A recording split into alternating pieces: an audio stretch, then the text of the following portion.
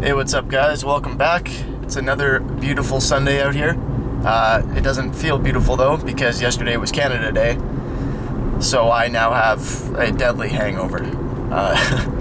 Funny story, I also sustained my worst drinking game injury in a long time playing Beersby. I got hit in the face with a glass bottle. So that's fun.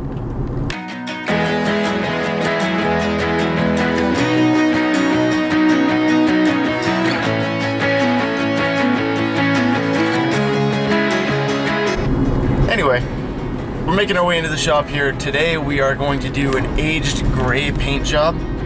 It's going to look kind of weathered, not quite relict, but kind of like an aged barnwood type thing. It's a really easy paint job to do, and I think it looks pretty damn cool when all is said and done. You just have to make sure that you're protecting it properly, and it uses kind of a weird combination of paints the way I do it.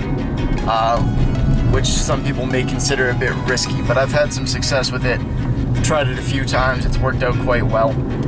So we're gonna go ahead and do that momentarily here as soon as I get my butt over to the shop. Let's go for it. All right guys, so we are going to be painting this guitar today. As you can see, there's already a paint job on there from a different tutorial. I don't know what order I'm posting stuff in at this moment, so this may or may not have come out. If it hasn't, it will soon. If it has, it was recently. Anyway, we're gonna start, as always, by scuffing it up. I'm going to use some red Scotch-Brite for that, make sure it's good and abraded, and then we're gonna throw some primer on there. It's just gonna be an enamel spray can. Let's get started.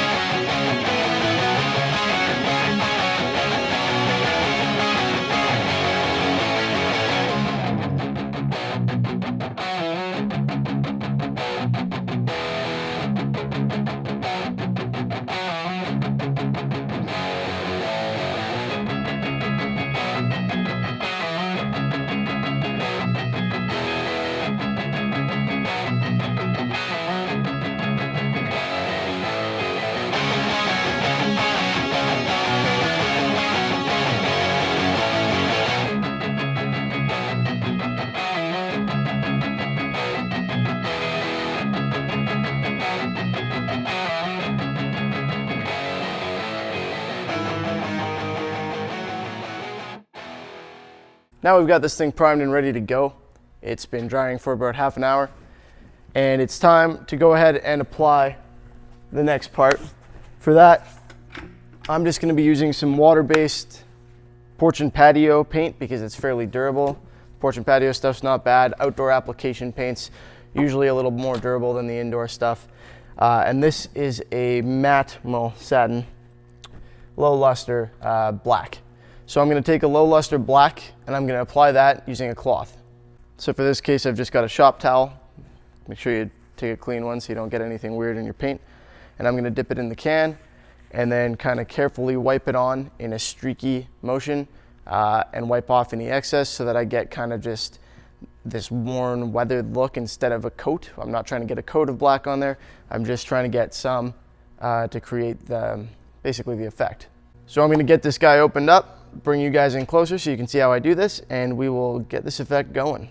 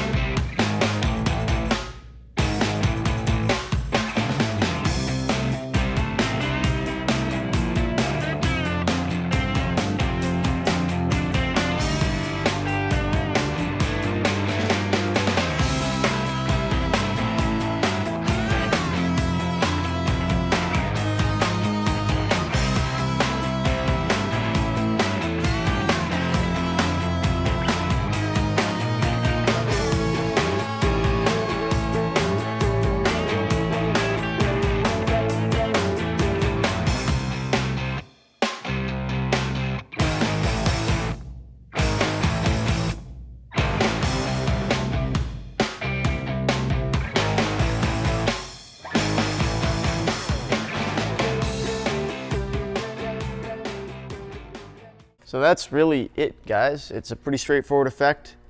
Gives you this nice kind of weathered, aged look, almost like barnwood or something like that. If you want to go for more of a washed up on the beach type look, you just use a white base and then use your black or a gray and do it even lighter. That's water-based paint, so you can water it down. You can reduce it 50% with water if you want it to be more transparent, if you want to have a less, strong effect. Or you can just use more paint on the rag if you want to have a stronger effect. Personally, I opted for, a fairly dilute look here. I didn't reduce the paint, but I did. You probably saw me dab a whole bunch of it off onto my table before applying it on here. And in areas where I thought I had too much, I went in and rubbed it off of there. Now, if you've got too much paint sticking on there and it's not coming off as easily as you want to, again, because this is a water-based paint, very easy to work with, all you have to do is put some water on a cloth and rub it off using that method. You can just use a damp cloth. I gotta stop saying rub it off because I'm too much of a child to handle it. Use a damp cloth and you can pull some of that off of there using that.